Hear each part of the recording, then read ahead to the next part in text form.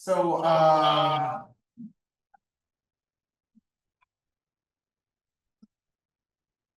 Yep.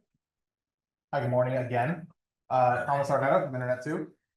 This is my second and final presentation for this meeting. I will be presenting on a paper research that was recently done with Internet 2 and some other organizations about the research education routing policy. So with CADA, Internet 2, and SURF, we had this aim to understand where is our traffic going. We understand, we all genuinely agree that we prefer RNU networks over commodity or general transit. And we want to test that. So we understand that there's about 2,600 unique ASNs and about 12,000 network prefixes. So we designed a study to see and determine if this is really the case. As you're fully aware, the global RNE network is quite expansive. There's APANET, ANA, AER, different cooperations. And as you can see, this top right, that's the infrastructure. And we're really curious to know, are we actually leveraging this capacity this infrastructure we built? The way we do that, BGP is the standard, but you do lack visibility unless you have visibility to another network. So for me to say, I know how APAN is doing the routing because I have to look at APAN's network, and same with JON, and they to us, Internet 2. And do we confirm that it is done through local preference or some other BGP attribute such as AS path or MED? There's all these knobs you can turn, but the general consensus is to do it through local pref. So the way we designed the experiment was that Internet 2 had a test node, and this node would essentially send these pings and different just packets to the 12,000 RNE IP addresses. And when it would send it out, on the return of the response from that packet, there was two connections on the node. There was an RNE link, would only be focused on RNE, and then there was one commodity. So we would know that, sure, it may be going out to RNE, but is it going to come back to RNE or is it come back another way? So we did this experiment twice. We did this once in North America, and then we did it again to validate our findings in Europe. So we did it with SURF. And to even test it further beyond just local preference, we would also prepend the AS path. So we'd add, the ASN, 1103 or 11537 to see if there was a preference. And so these were the two knobs we wanted to test in BGP. The results are what we mostly expected, right? 81% of the prefixes always return via RNE. So that's a good sign. 8 to 9% preferred RNE routes only when AS path was shorter. So that's a suggestion that there's equal local pref for RNE and commodity paths. So, and then thirdly, 7% consistently use commodity return paths. So I don't have the exact 7% of those network prefixes that are using it, but when the paper is researched and the data is shown, it'll be interesting to see who that 7% is and why have they configured it, or do they know they configured it this way, or is there some sort of limitation on their RNE links? This is interesting to find out why they're choosing to use the general internet instead of the RNE infrastructure, which is more better performing, frankly speaking, globally. And then lastly, 88% of the systems either prefer or tolerate RNE routes. So that's a good sign. And the policy implications of this is that for the RNE networks ourselves, we should set higher local press for RNE paths, ensure deterministic routing. I think that's a given, but that requires coordination between all the NRENs. And by doing this to ensure that we're saying, hey, we're all going to use each other's infrastructure to carry research traffic, and we need to coordinate local and international peers to make sure we're on the same policy path for the traffic to move. But it also comes with risks. We've been coming to APAN to talk about this, is that route leaks are a serious issue. And if you're setting local pref and you accidentally leak, let's say, I don't know, twitter.com network path, you're going to send all the global RNE traffic to that network that's advertising it because the local prep is set higher. And that creates, huge infrastructure problems for everybody involved. So again, we want to prefer the R&E path, but we also have to be good stewards of this network and make sure that we are putting security in place to verify that one person's mistake doesn't become the entire infrastructures. So some broader applications of this is that, this was software that was written by Kada.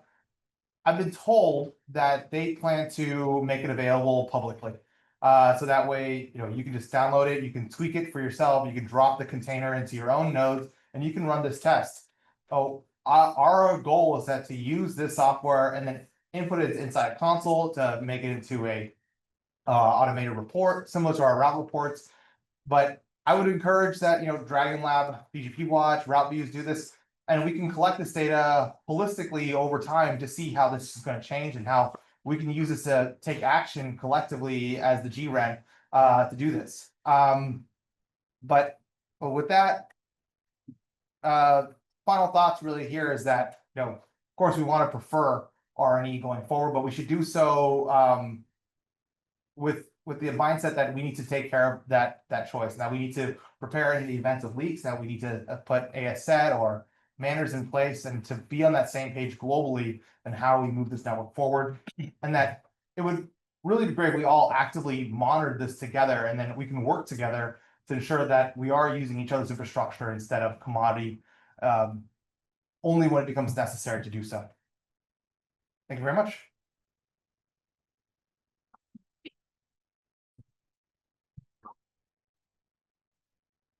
Thanks, Thomas. Does anyone have any questions for Thomas?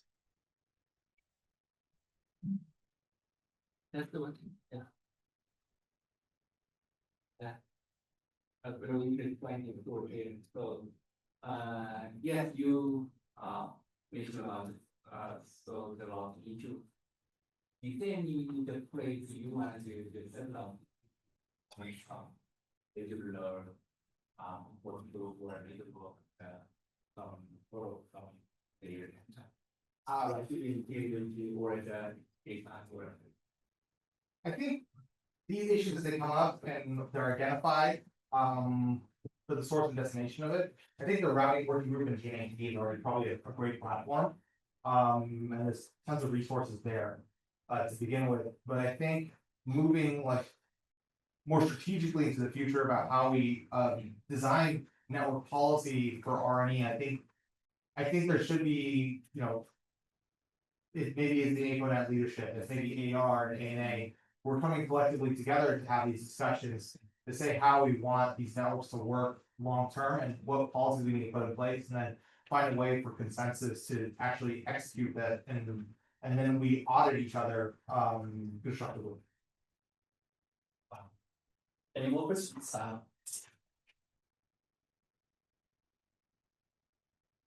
Thanks. Thomas, I suspect some of that 7% may be to many and very other reasons. One that springs to mind is more specific prefixes. So, everything looks fine because you're seeing that prefix advertised in broad terms, but the path is still going to be that way more because more specific advice. So, do you have any thoughts on other cases and just, local press?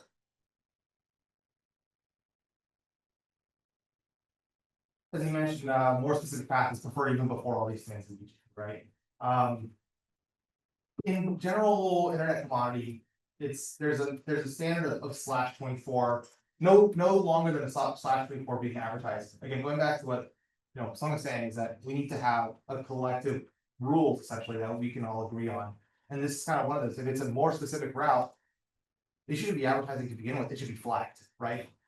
Prefix list should be put in place to address these rules, to drop or to not even accept longer prefixes. That's my technical opinion. Thanks. Any more questions? Thinking not, I've got one question. Yeah. So for the 7% that are being preferring commodity, will Internet 2 be liaising with them directly on maybe see how they can improve that, or is it their decision? So we're trying to do something like that with ASet. We're trying to get everybody to go on that, so that way we can move forward. in that direction. For those 7%, that's probably 7% of what it was 24,000 trees. That's not that much actually.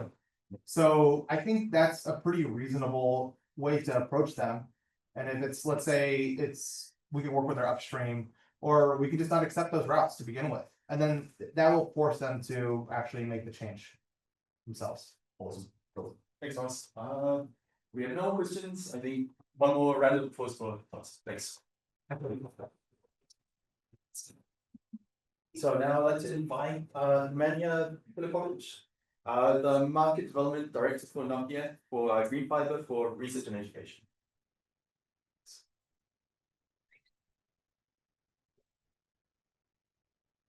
A long walk. Okay, so. Let's set up Connected to on the passport.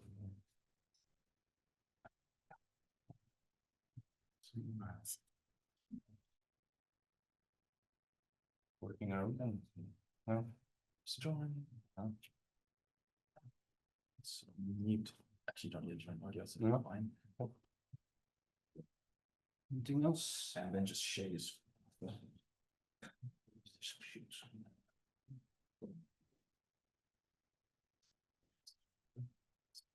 Yes. Hold on. Cool. Yeah. Mhm. special. Over to you. And then, you want to click on? I'll click on. Okay.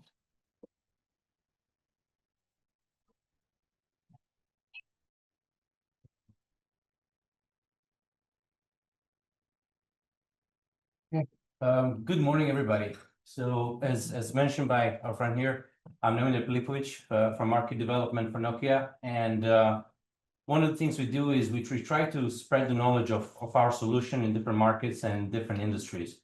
And for those of you that don't know what Nokia does these days, we provide connectivity across fixed access and across mobile networks all around the world, mostly for telecommunications providers. Now, how did we get to present to the REN networks about the fiber? Well, most importantly, telecommunications industry has been using fiber for the last 15 years. It's very well known in the industry. I mean, everybody who has a fiber to the home solution potentially has one of the Nokia boxes somewhere along the network pathway from the core to the home. But we're always trying to unlock the new growth areas. And one of the growth areas for us is enterprise segment, which covers anything from government to education to transport to defense and so on and so on. So what you will see here is that REN is essentially one of the target areas that is showing very solid growth globally in terms of adopting fiber. And I'll explain a little bit why that is the case. So moving into the challenges, why are we here? We're here because traditional copper networks that have been used across the enterprises, they're facing key challenges in terms of the footprint for the future, in terms of continuous refresh cycles, in terms of power usages, and in terms of high capex and maintenance costs.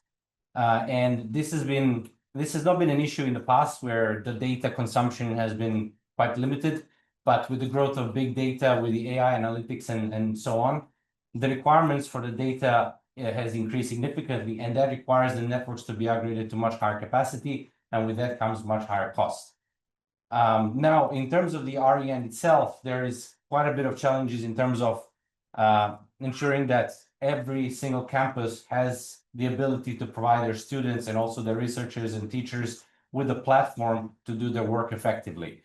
And as we know, we're digitizing everywhere. We're digitizing in terms of the way the lectures are delivered. We're digitizing in terms of the way students are accessing virtual labs and managing their workflows.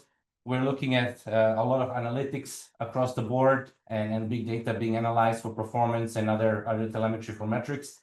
And of course, we're seeing also a lot of trends of move into the cloud. So everybody's trying to remove equipment from the premise. They're trying to use SaaS models. But of course, using SaaS models means you need to remove the bottlenecks from your network at the campus site.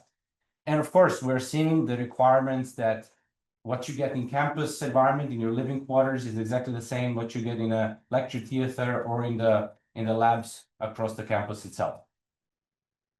Now, what we're also seeing is that campuses are facing a challenges in terms of poor wireless performance.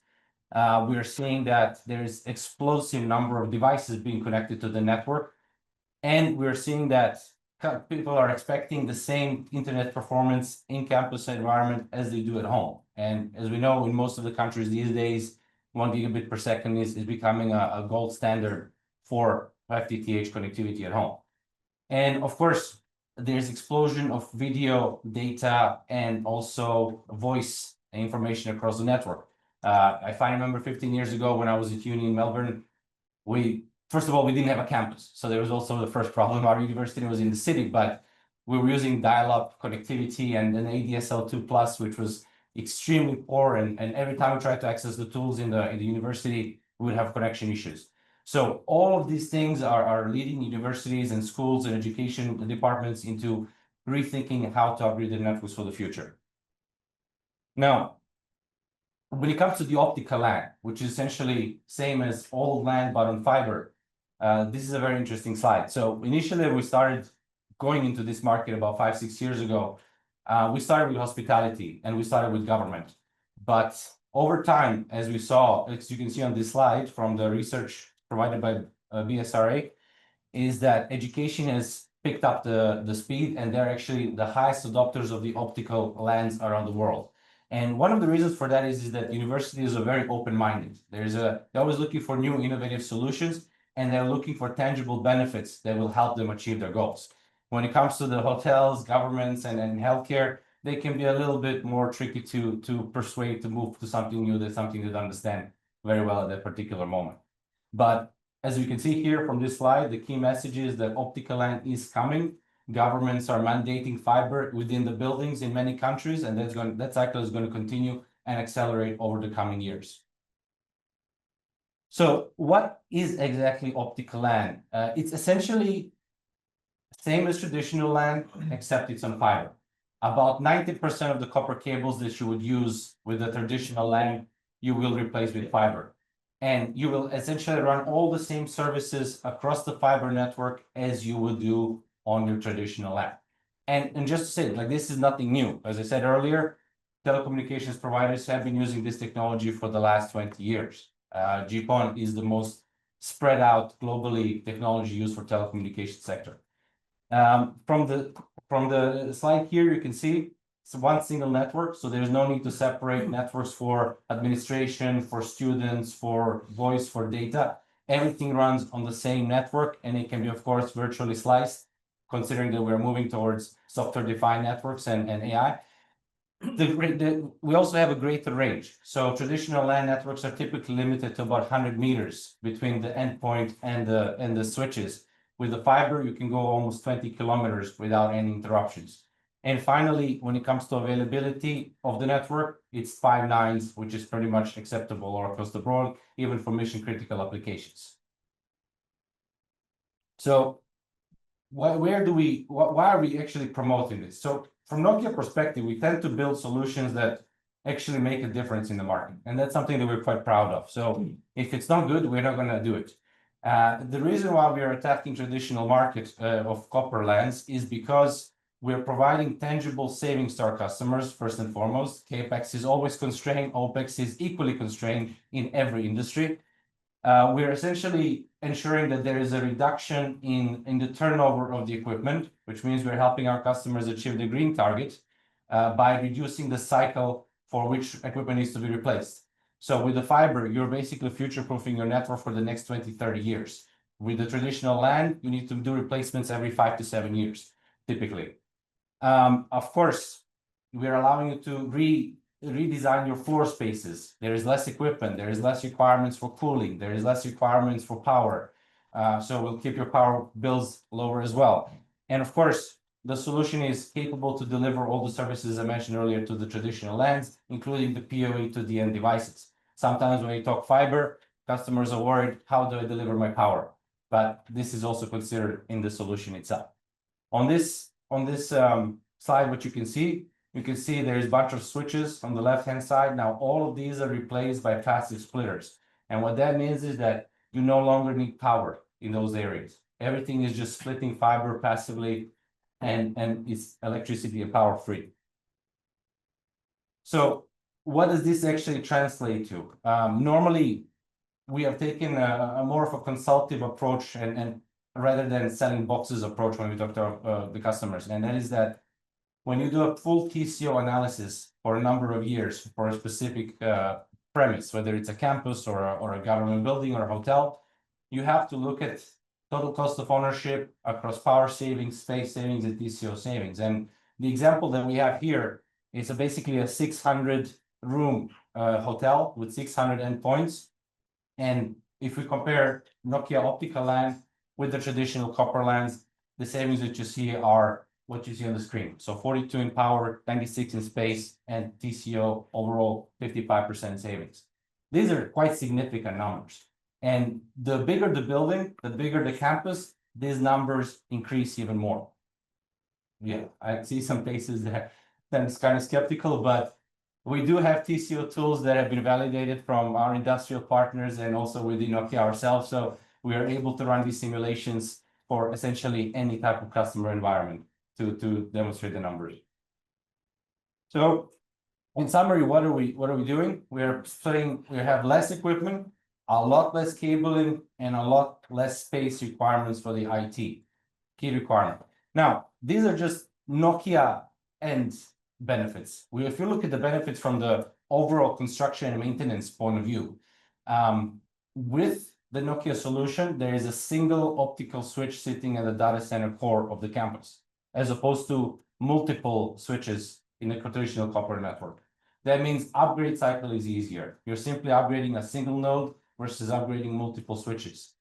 Second of all, when it comes to cabling, it's not just a matter of cables. Yes, you're already using a lot less cables by moving to fiber from copper, but also supporting structures like cable trays don't need to be as heavy as they are. Installation is much faster by the installers. Termination is much easier comparing to the copper. So there are all these other aspects and benefits coming to play other than just active equipment solution itself. And of course, as we mentioned from the space point of view, it's night and day. Now, in terms of future-proofness, what we're talking about, the evolution of PON has been from GPON to XGS PON to 25 gig PON to 50 gig PON and eventually 100 gig PON. We're following very similar progression as you would do in the copper world. But the difference is that with the fiber, once it's in, it's in. You don't need to change it as the technology evolves. So if you have a GPON deployed today and one day you're going to deploy 100 GPON, it's still the same cable. The only thing that's going to be different potentially is the optical modems at the end side. Now, from the copper point of view, every time they deploy new speeds, they have limitations in terms of distance. If we look at the Cat 8, which is going to provide 50 gig per second almost, it's only up to 30 meters. So you can't do much with it. And it's going to complicate the network design quite significantly, and it's likely going to involve moving to fiber pretty much as far as possible to be able to reach those 30 meters. So looking at that, the only logical sense is to start moving to fiber fully and ensure that your network is ready for the next 20 to 30 years. Now, in terms of what we're doing today, I will go to the next slide, but from Nokia point of view, we are supporting all of these technologies today. Some are already commercially available. Some are going to be commercially available in the next 3 to 5 years. But from a customer perspective, we're not limiting you by having to choose one of the PON technologies. So you'll be able to go with any one of these 5 PON technologies you see on the screen. So a little bit about PON, for those of you that haven't heard about it. It's essentially passive optical networking. And today, what's currently most commercially deployed is GPON. Over the last, like I said, that's the most mature technology. It's been there for a while. And now, over the last 2 to 3 years, we're seeing significant shift towards XGS PON. The price situation has equalized, and most of the telecommunications operators are deploying XGS PON and providing multi-gigabit speeds to their customers. And finally, from Nokia point of view, we are one of the few vendors that are providing 25 gig PON as well. This is also commercially available today, and Hong Kong Broadband has actually released a residential 25 gig plan already a few months ago. So one of the interesting things is that all of these three technologies are available on a single line card. So all of our optical switches, what you do is you plug in a line card and then you connect customers. So you don't need to make a choice. You can essentially, you have 37.5 gigabits per second upstream, downstream availability of bandwidth on a single PON port. That is essentially all the capacity you will need for a long time. And so, as I said, everything is available on a single port. So in summary, the technology is here, the technology is mature. We were able to challenge the status quo, and the speed of the market is showing that we are making a right decision by investing in passive optical LAN.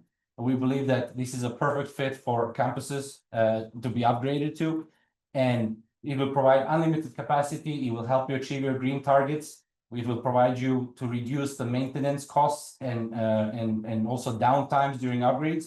It's a future-proof solution for up to 50 years plus lifespan, and it will definitely lower your overall TCO.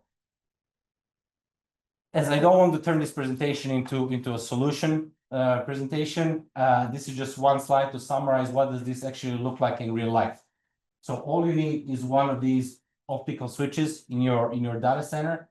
You need a management solution, and you need a variety of different optical modems that you see here, which are deployed based on your use case. Whether you want to connect a Wi-Fi access point, or you want to connect an access controller or a digital board, or you will basically choose one of these items and then connect it to them. So yeah, that's all from my side. I just wanted to mention we did a bit of a strange thing. Yesterday, we had a 1-hour workshop where we went into technical details of the solution. Today, we're having a keynote. So if you do have any questions or you want to have more of a deep dive, the material is there. We're here for the next 3 or 4 days. Let's have further discussions. Thank you.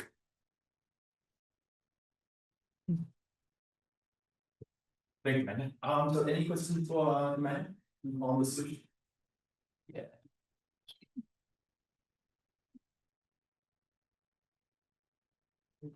Presentation. So I have a question. You mentioned a bit technology, but in terms of redundancy, do you have any solution like you are installing when you're at the user end, right? Mhm. Okay. So when you is connected from the GPON.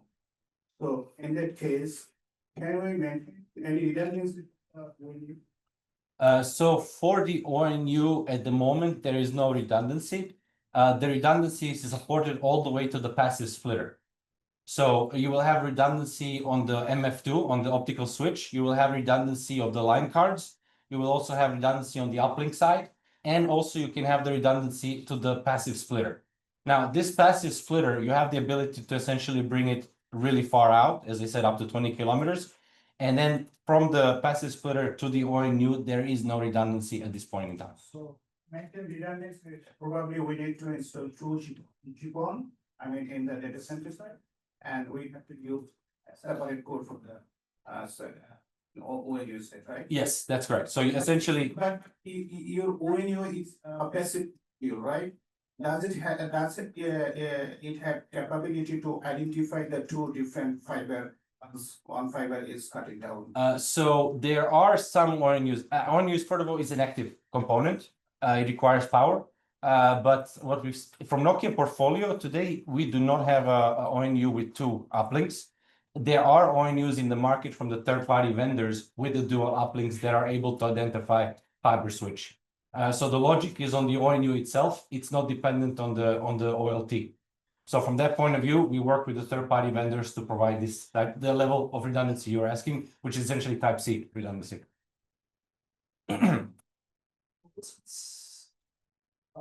not, I'll give Manuel just one more round of applause. Thanks. Okay. Thank you. So now I would like to sorry. I'll get Spitala from the Senior International Relations Manager from JOT. She'll be presenting on the Blue Raman and an innovative submarine route from Europe to India. Over to you. Thank Okay. you. Mhm. Let me help you. Thank you very much. Oh, Elaine, could you stop sharing for a second? Okay, already. Thank you. Okay, yeah. Hello. Well. Yeah. Is light show?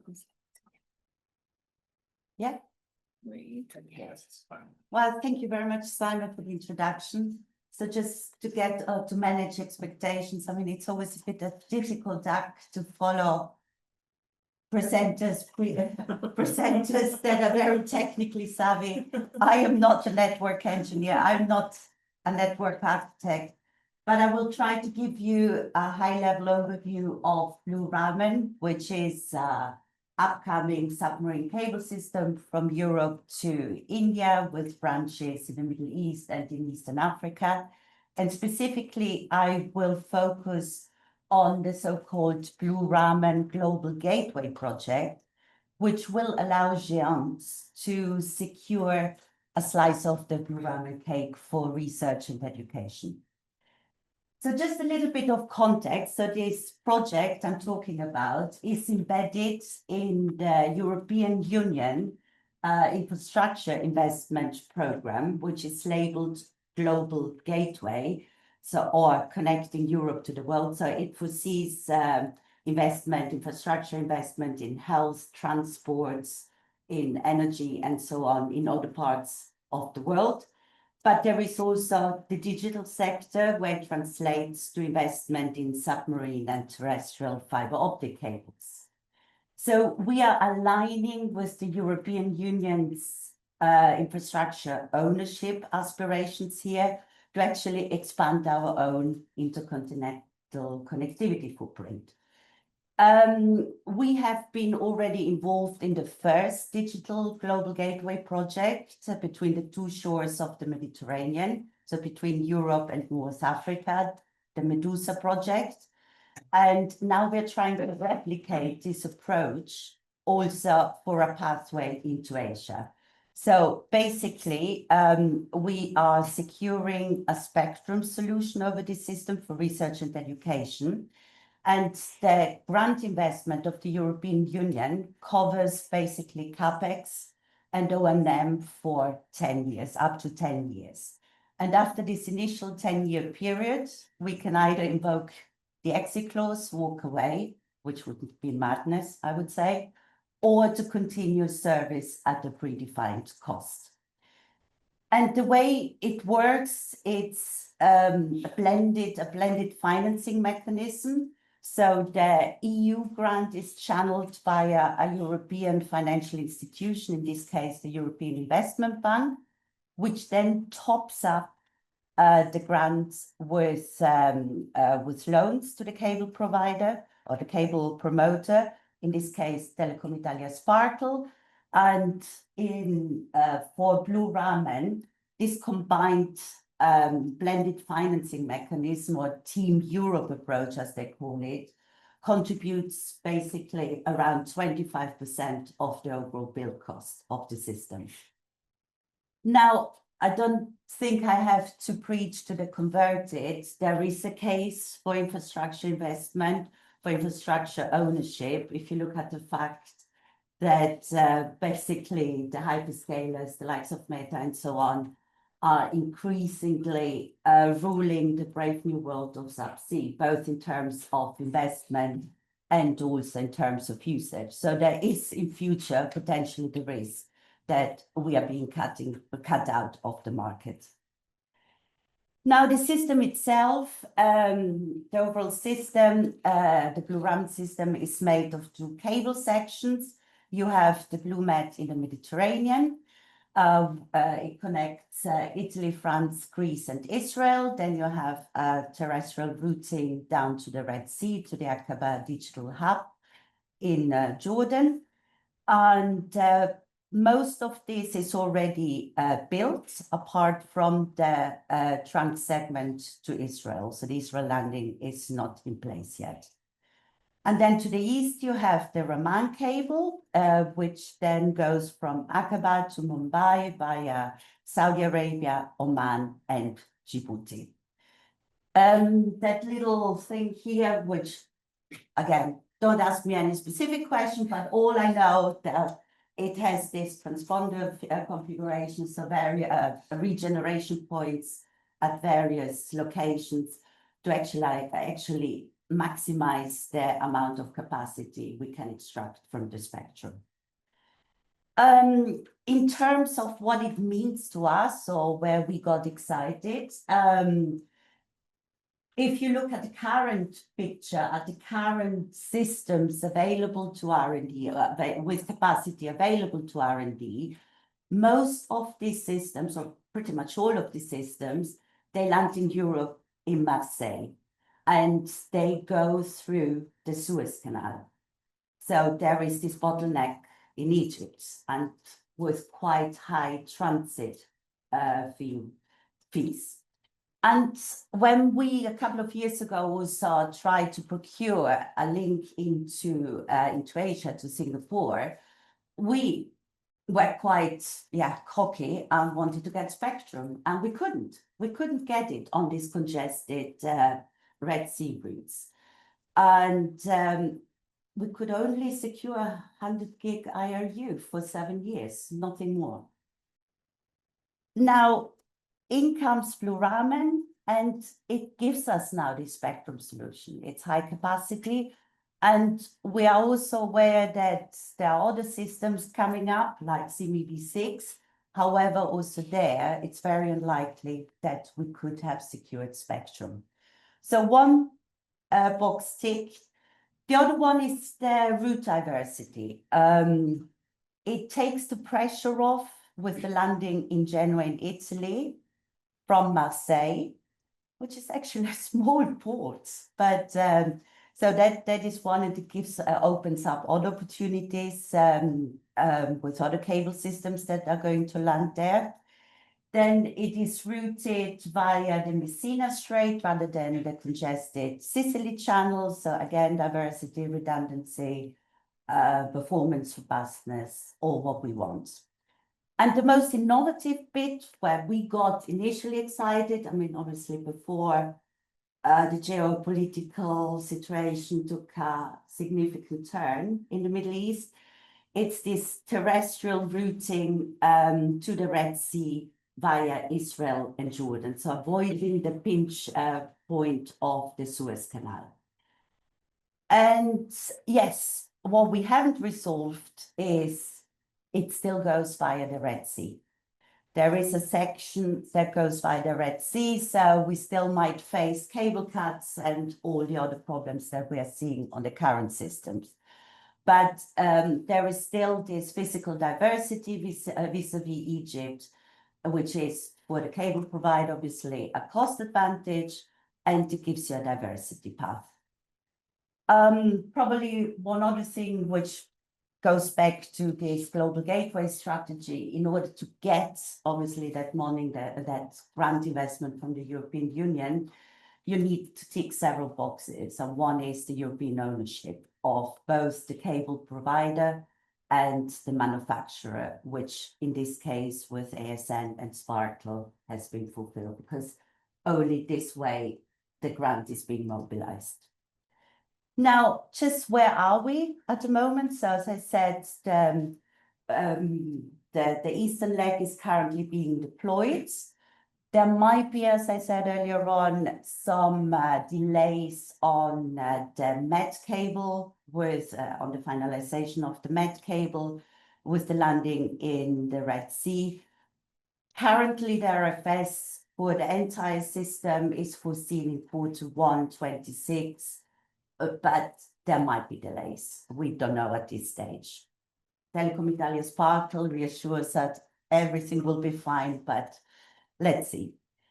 Contractually, Géant is the end beneficiary of this capacity, of this solution, but it never works just on one end. I mean, to really ensure that this works, we rely on a very close working relationship with the regional implementing partners so that you have end-to-end benefit realization.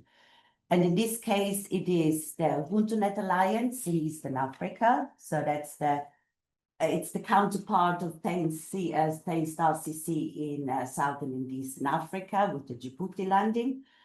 And then we're engaging also with NKN in India to ensure backhaul arrangements are in place, to ensure we have peering, and to ensure that basically these organizations make the capacity accessible to their own user constituencies, because the money comes out of a unit in the European Commission, which is called international partnerships. So obviously it is Europe-centric, but it embeds in the various connectivity strategies with Africa and with India as well.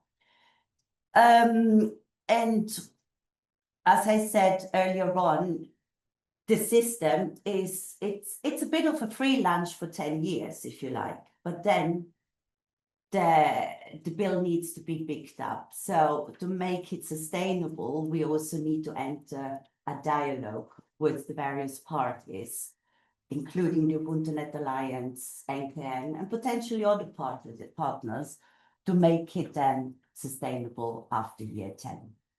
We are currently finalizing all the contractual arrangements, and we are hoping to have it all signed at a high-level event of the European Union, the Global Gateway Forum, in October this year. Looking ahead, though, for us, Mumbai is not the endpoint. For us, it makes sense to really go all the way to Singapore. So this would open up, obviously, also other redundancies opportunities, also in the context of the Asia-Pacific-Europe ring. In the first instance, most likely a capacity extension into Singapore, be it from Mumbai or potentially another location, could be from Djibouti as well, or from the Middle East.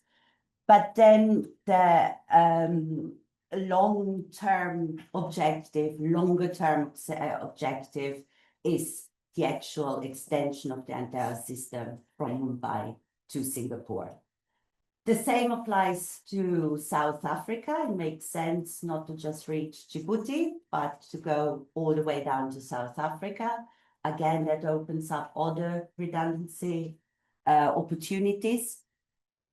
The European Union has already announced funding to extend it to all the way down to Tanzania. So Kenya, Somalia, Tanzania. So that's the first step. And with that extension to South Africa, again, there are opportunities to leverage also the Umoja. I don't know if I pronounce it properly, the Umoja cable from South Africa to Western Australia. And there are also opportunities to seek collaboration, to seek interconnections with the Oman-Australia cable, which, given that the Blue Ramen cable system also has landings in Oman. So we look forward to working also with ARNet and the Oman NRENs, OMREN on that in the future. Now, in closing, I just want to give a little bit of an overview here of how the EC enables GEANT really to not conquer the world, I'm not saying that, but to expand the global connectivity footprint. So Bella, for example, I don't know if you've heard of Bella, so the link between Latin America and Europe was a bit of a precursor to the Global Gateway program. But then, as you can see, the Medusa project, then we're already talking also about the extension of the Medusa project from Egypt to Aqaba in the Red Sea, which then opens up a really nice kind of resilience ring opportunity with, in conjunction with Blue Ramen that also has a landing in Aqaba. Then, as I said here, Blue Ramen to Djibouti and India. This is what I've just outlined. So just to explain also that the green fields here are projects already underway, either completed, underway, or in exploratory or ongoing discussion with the European Commission in terms of having investments into these areas. The one in yellows are where I see or where we see a future opportunities, like the Blue Ramen extension to Singapore, the extension to South Africa. And we already, for example, in discussion on having an investment into the extension of Medusa from North Africa, Europe, North Africa, along the Western African coast down to South Africa. Again, in future, I mean, probably by then I'm retired, but in future, if you then have interconnected with Blue Ramen, okay, you don't have probably, you have a bit more latency, but you have resilience there, and you reach Asia without going to the Red Sea, for example. So this is just the overview of how GÉANT is in a nice position to be a partner of choice of the European Union to deliver on these EU Global Gateway investments or aspirations to expand our own international and intercontinental connectivity footprint. Global Gateway, the program, however, goes up only to 2027, so a couple of years left, and a lot of aspirations. So we need to see what follows the Global Gateway. So thank you very much.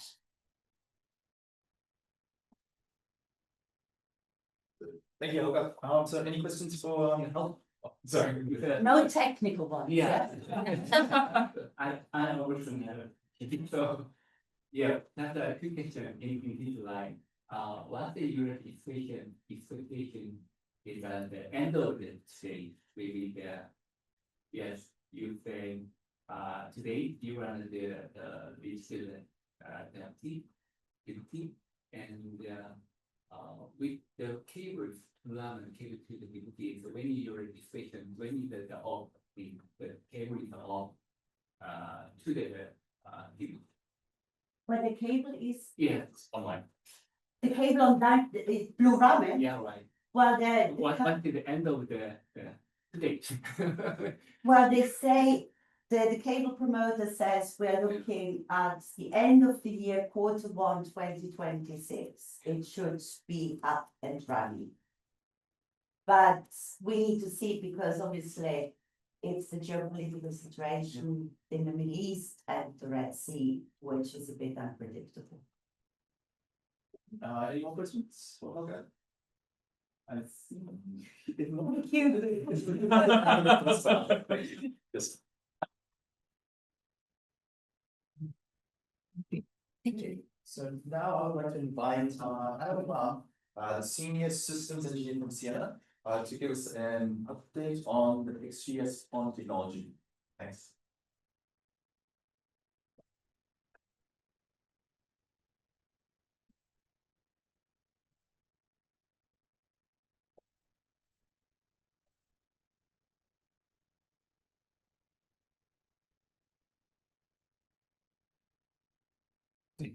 Yeah. Do you want to click?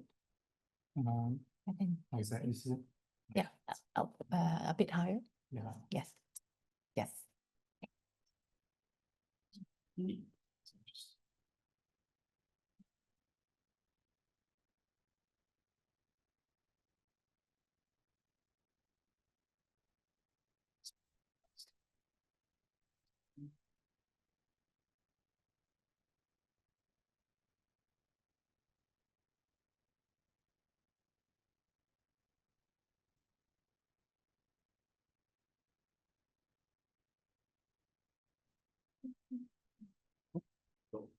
Yeah.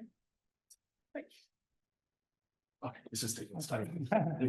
Okay. Okay. Okay, good morning, everyone. My name is Anuna. I'm a system engineer from Siena. So today's my topic is how to scale to a petabit network, especially on submarine cables.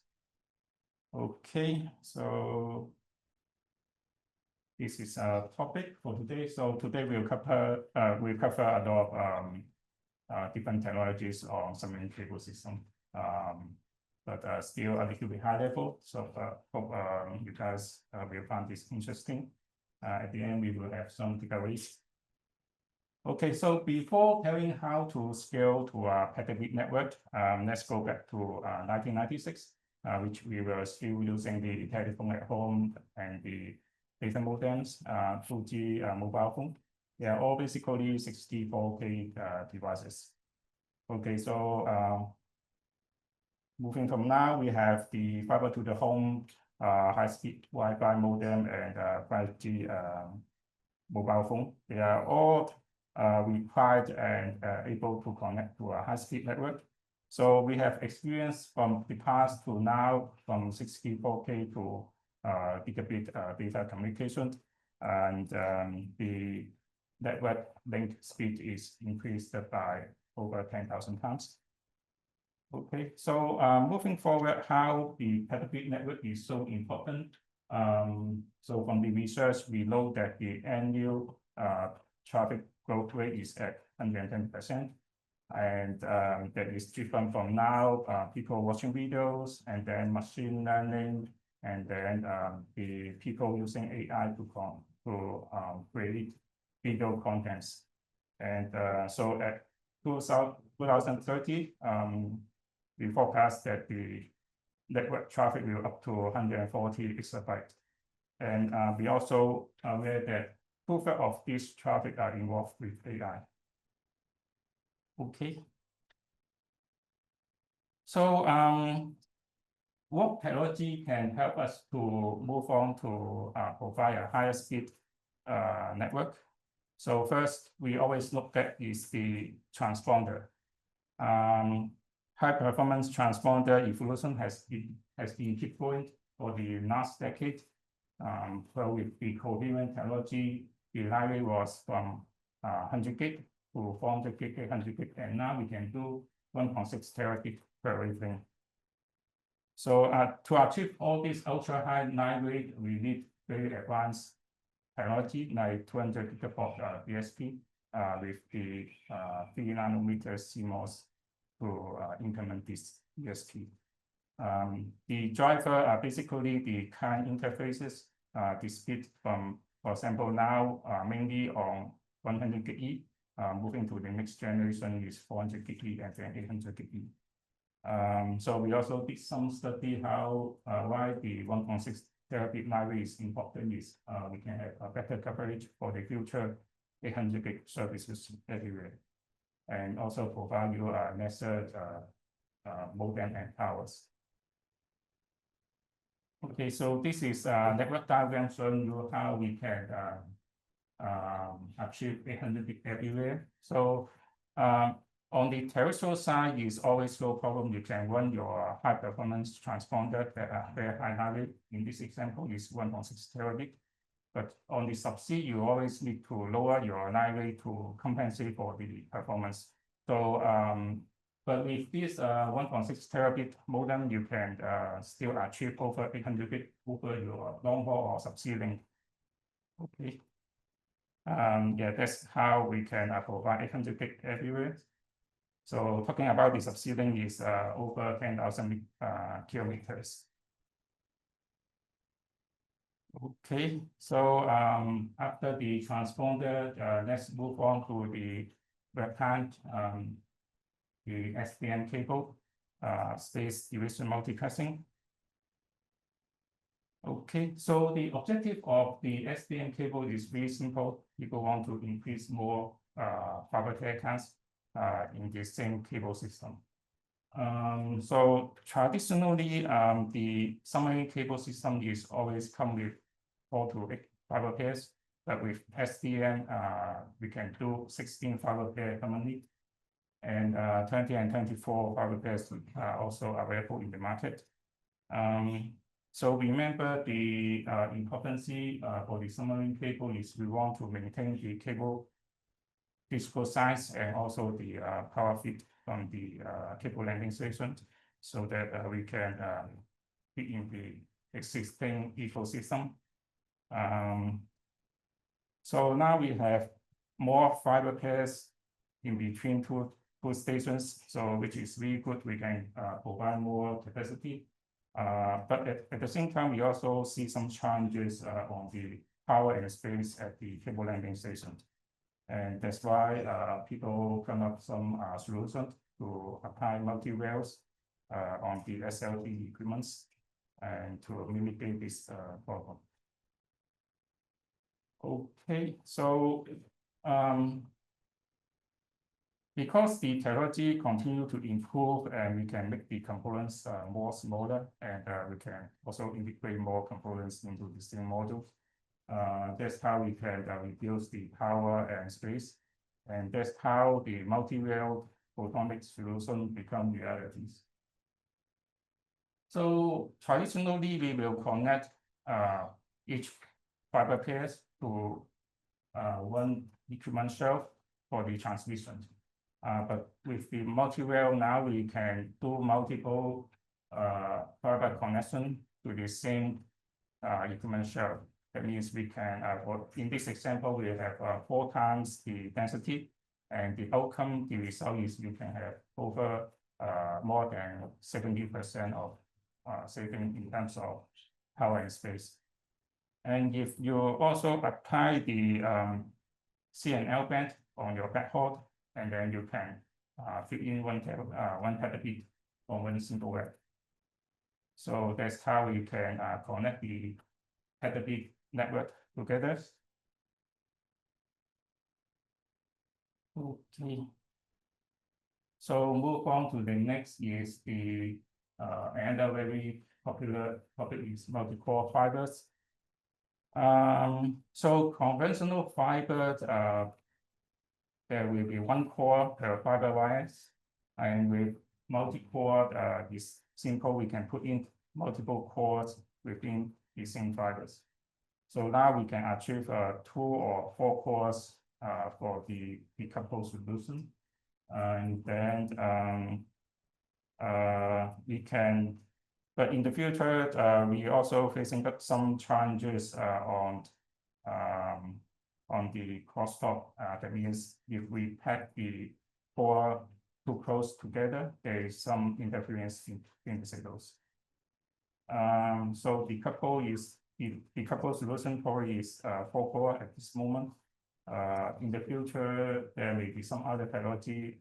For example, the remote DSP can be implemented for more cores communications. Okay, so next, let's go to the C and L band. So on submarine cable system, in the past, we will mainly use the C band only for communication. And over the years, you see the usable bandwidth at the C band is keep increasing. And up to 2016, we can, with the technology improved, we can fully utilize the full C band. And then what makes the I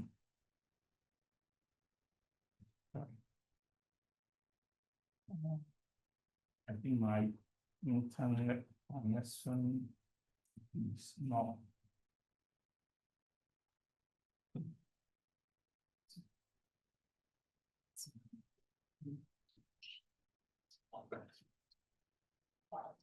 Yeah. Sorry.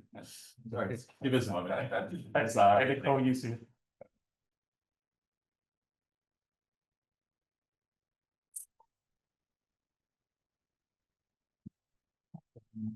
Showing again.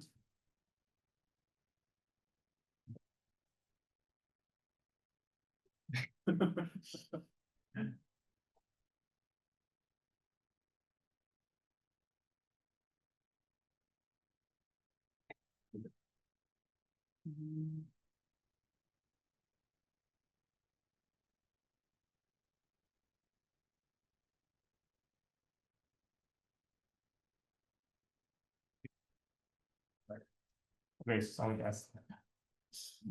Okay, so, next topic, let's move to CNL band. So in the past, submarine communication is mainly, running on the internet only. So from the past to now, if the priority, continue to improve, we can now, fully utilize the C-band.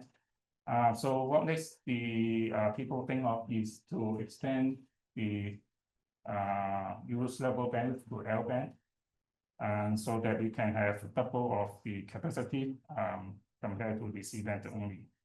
So yeah, this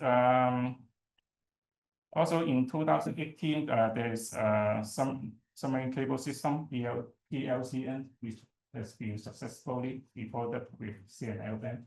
And there's currently the only cable system with CNL band running on the subsea. Okay, so next, beyond CNL band, all these are still under research, and so people are continue to exploring whether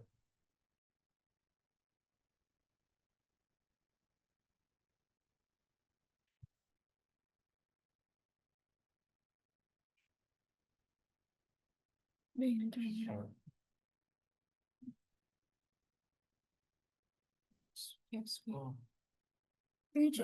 Never connection. Keep going in. This one connect with them. Can you change the connection? because I don't have Video range.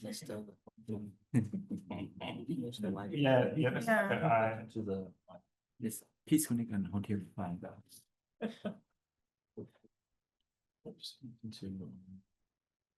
You have the. I am not. See? Connect to the hotel Wi-Fi. okay, well done. Yes. Here we go. Yeah.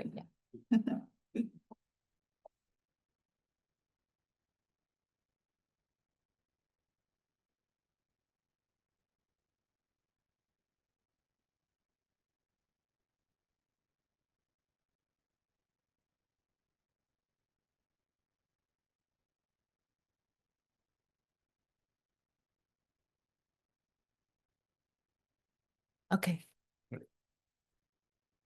Yeah, you can share screen. Sorry for all these technical issues.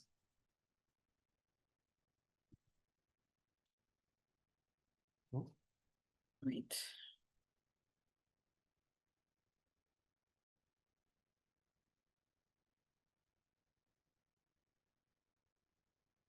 Yeah.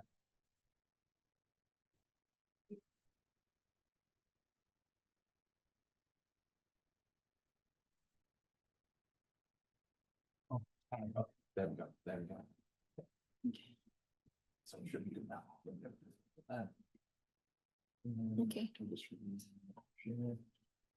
That's good. Let's go back on. Alright. sorry guys.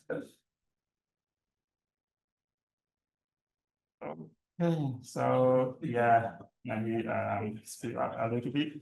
So yeah, the industry is still looking at whether we can whether the usable band, O band and S band, they are the best candidate now. But still talking about the long distance transmission, the efficiency is not as good as C band and L band. Due to the fiber loss region and also the amplifier technologies. So as all we know that the EDFA now is working really good in terms of the cost versus the performance. So yeah, still need some more time for other technology to catch up to provide wider band communications.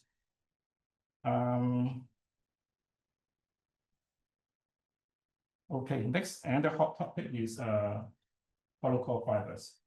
Okay, so as it is named that there's low cost basically, and the center is air, so the light is actually transmitting via the airs.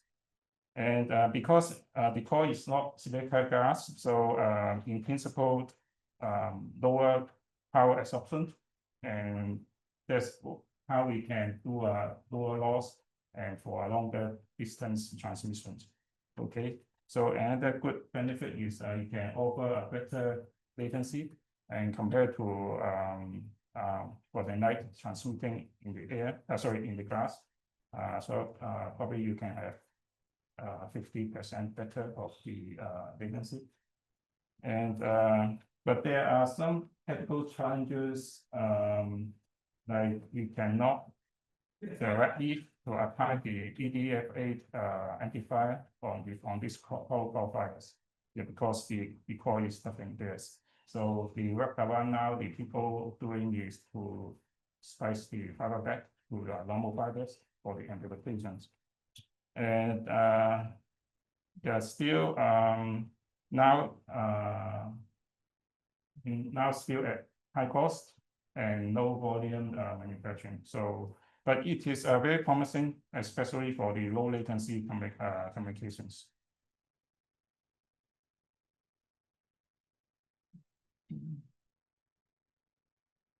So what is the trend for the submarine cable now? People use combining different technology together. So now we have the SDM cable with the multi-port being deployed, for example, TPU from Google. And then in the future, if they want to increase the cable capacity, they may also implement the CNL band on the same cable system. And in the future, continue to explore how we can extend the usable bandwidth and also apply different fiber technology, for example, the hollow core fibers. Okay, so so today's topic is more focusing on the subsea, but in the market there are also a lot of different technologies. For example, the coherent cables for the DCI connections. Paul just now also some presenter as we talked about for the SS connections and routing switching, and of course the coherent optic will continue to evolve to give you guys higher speed network connections. So these are some takeaway. So we will see the bandwidth growth still continue, and because of that, likely the webplant power cannot be reduced because we need to install more equipment. And the transponder probably is the most impactful for driving down the power and space, and it requires more advanced technologies. Okay, so yeah, this is the end of my presentation, and thank you very much. So this is for Alan on the phone. No. Okay. Right. Thank you. Thank Thank you very much. Yeah. One more round of applause for Alan. Thank you. Yep.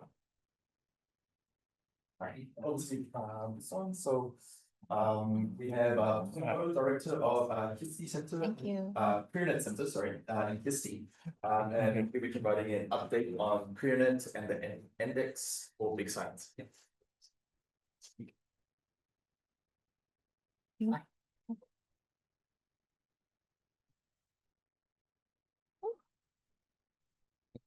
Yes, yeah, I'm sure.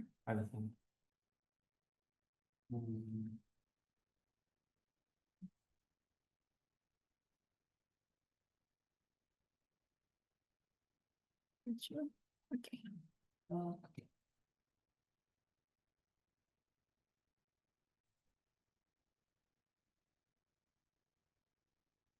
Okay, this is Kusunjo from the KISTI. I'll have prepared more than 25 slides. So I need to push the forward.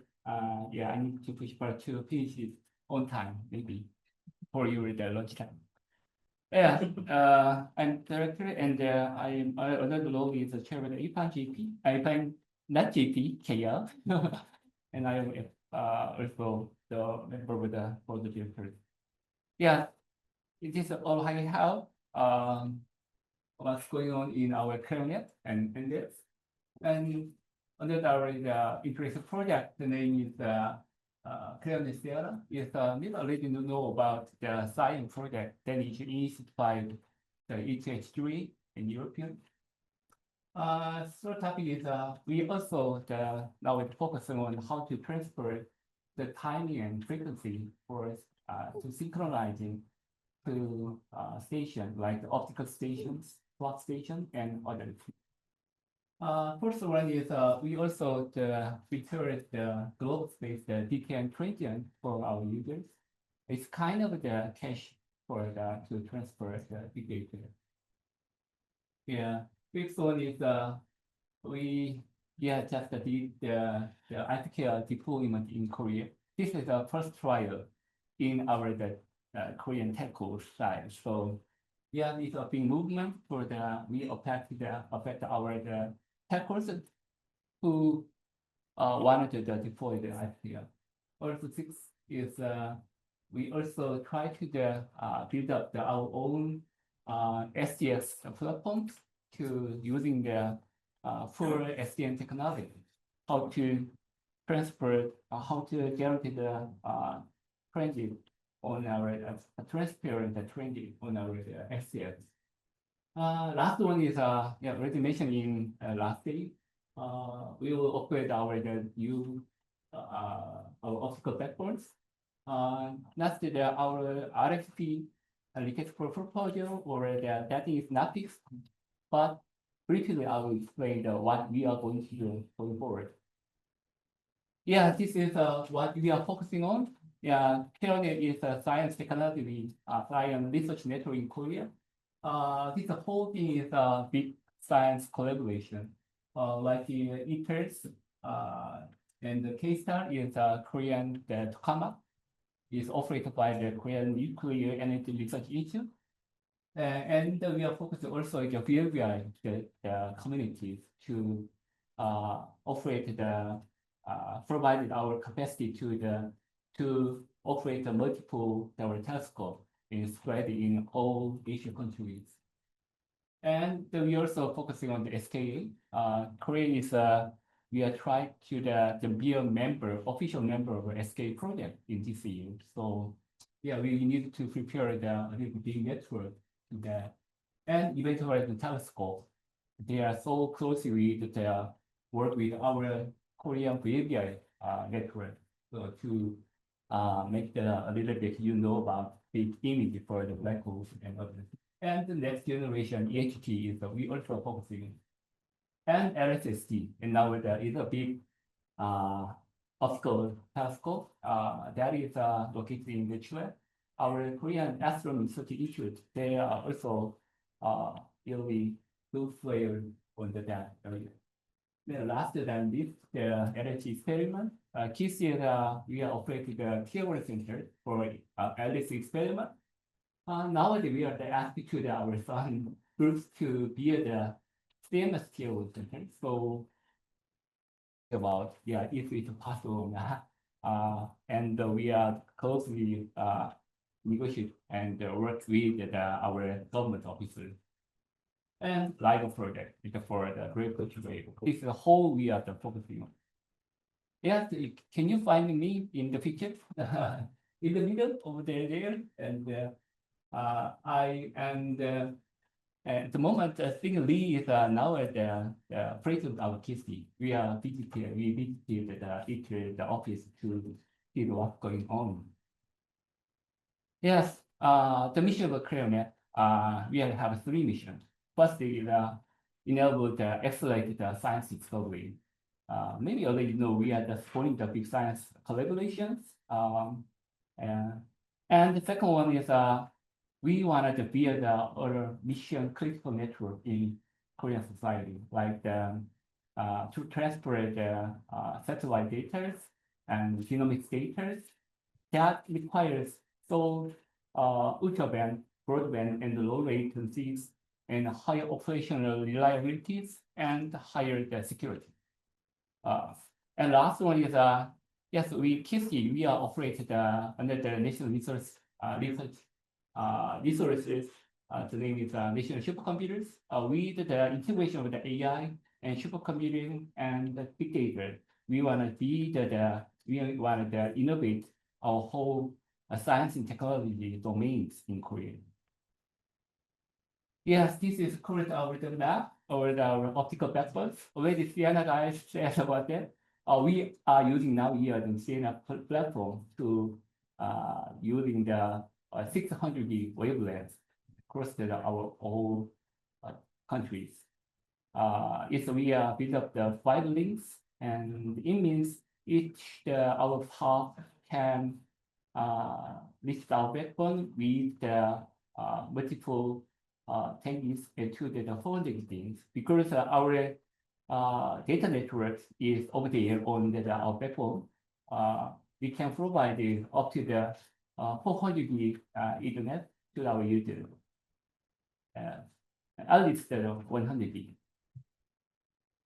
Yes, it's so important that our collaboration with all our partners.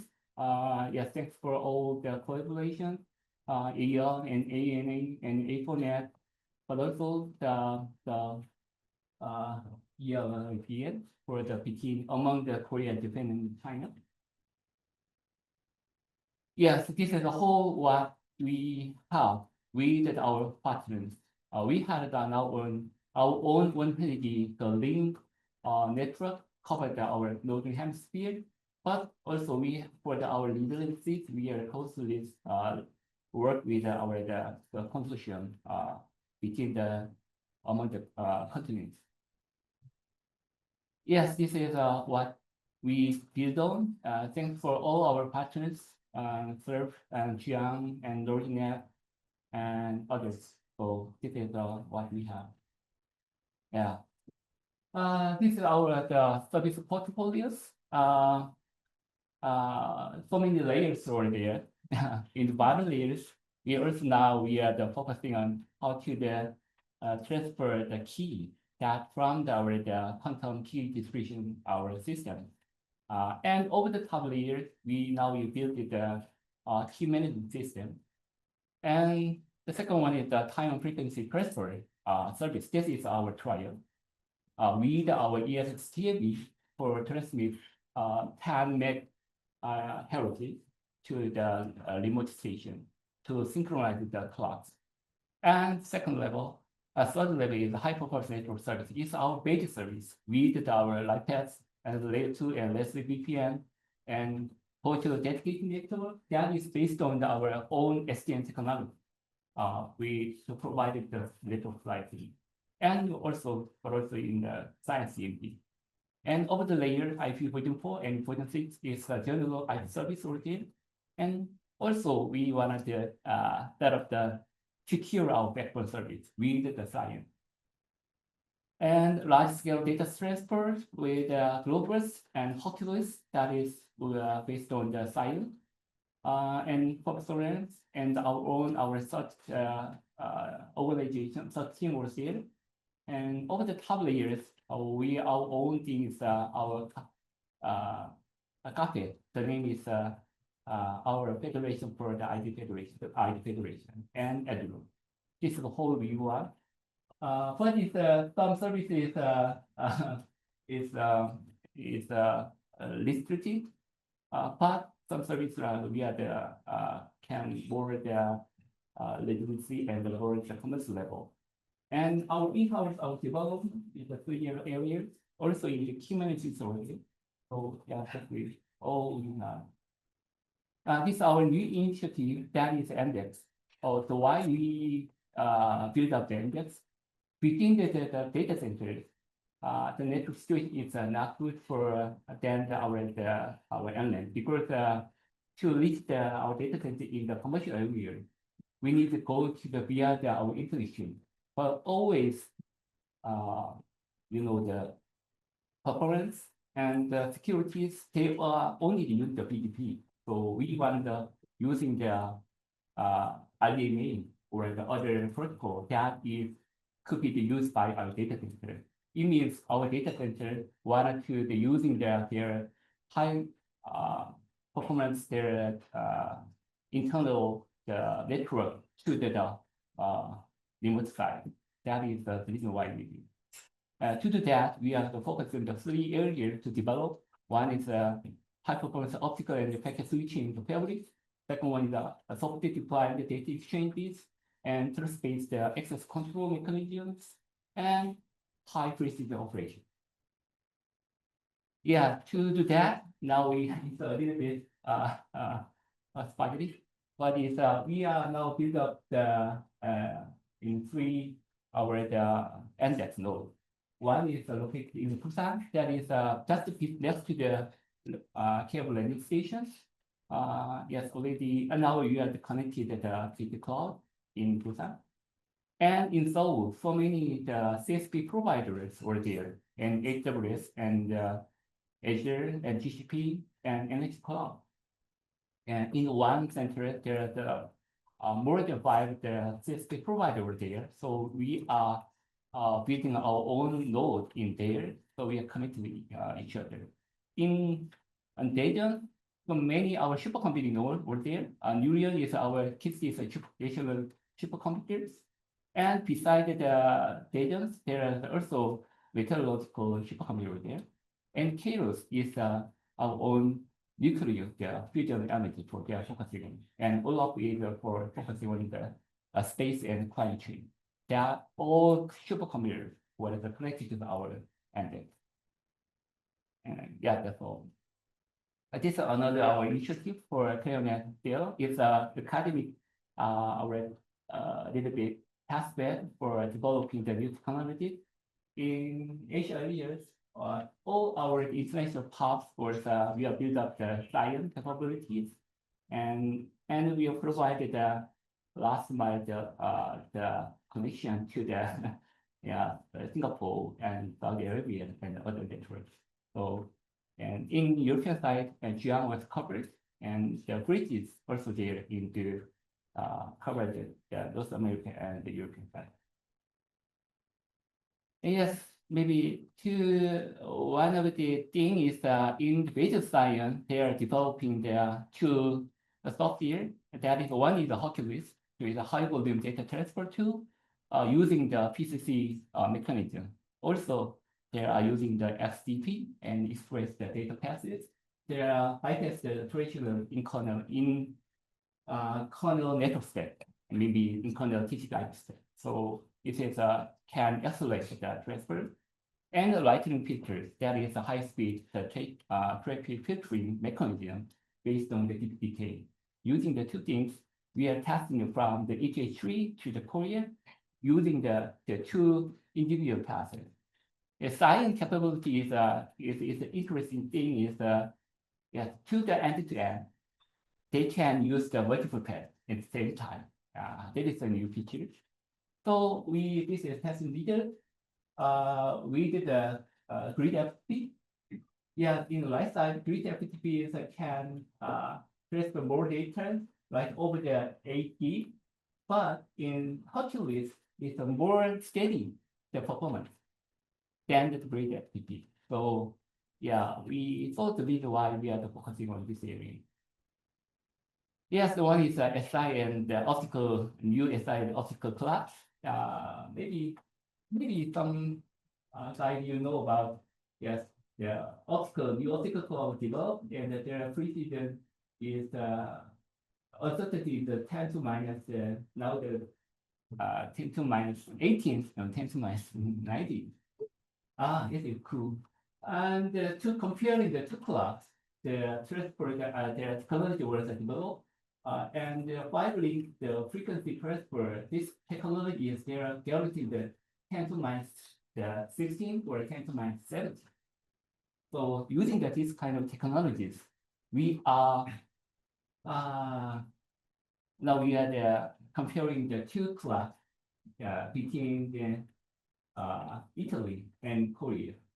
Each clock, optical clock was synchronized with hydrometer that is located in the each telescope, and 2 clock was synchronized. And using the VLI technologies, we can compare the 2 clock because the VLI technology is comparing the time, the difference between the two locations. From the signal from the sky. So to do that, we want to do the comparing the two clock and the frequency is we are expected to the 10 to minus 17 over the globe. Yeah, to do that, we are using the OSTT machine for the transfer the two clock and the height of frequencies from Chris is a Korea Standard Research Institute. They operated the optical clock, and we are transfer the optical clock to each telescope. This is elevation for the stability. We can guarantee the 10 to more than 10 to minus 17 or 10 to minus 18. Another one is a DTM-based trend endpoint. That is it's simple to the we build up our for our leaders to testing the globals and DTM. We are prepared the two machines. And the two types is lead only and the lead light calculation. So that's all. And artificial development. We use the two S numbers for 1, 2, 3, 7 is for pairing with our local partners, and if the 1, 7, 5, 7, 9 is to pairing with our international partners. So we set up the two the arrays, and this is the first trial for the in Korea. That used to be the in Korea. I think I deployed the late is that's under the 5 project. If you can want it in detail, please contact the timing. And if I'm not a technician, right? Also our SDX deployment is using the pure our SDX technology. So to keep it short, I think use the pure our ICNs. We are focusing on how to slice in the automatically the network slicing and how to engage the other resources like the storage and computing. So this is what we want. This is the last one, iterations. We want to build up our more than 800 gig for wavelengths nationwide of backbones. And in overseas, we want to launch the 400 gig for wavelength and integrate our backbone from Korea to North America. And the issue was there, so we have our money is a little bit steady. So how to increase our capacity based on our segment. So, but we want to reach in Europe with 400 gigs. So we have pushed our question. So, droning. So we want the more that we can provide. We want to provide more than 100 and 400 gigs the user expenses. Also already mentioned, we will still we are continue to do the file service for time and frequencies and QKD. And also we will want to focusing on how to operate the operating is automatically we can do this. So our ClearNet, our DSP in Korea, using the NSI framework. Maybe we use the SUPA and NSO. NSO is already we testing and provisioning something. And last one, everybody can think about how to deploy the AI with your networks. So we also investigate that areas. The one possibility is our own LLM for our service we want to develop. That's all what I. Additional word, one thing is our new supercomputers. Is RFC. Is the target is 600 the petaflow already offered, and already we are contract with the HP credit. That's all what I have. Awesome. Thank you so much. Thanks. So before we head off for lunch, any questions, or I guess maybe everyone's pretty much we are good. So thank you everyone for joining the session today. Have a great lunch. Thanks. The big box stop. Yeah. Did you stop Zoom because then we don't have the session. We have all participants go to the new session. Yes. Okay. Ayo. You can turn that off for a while, so to save the battery.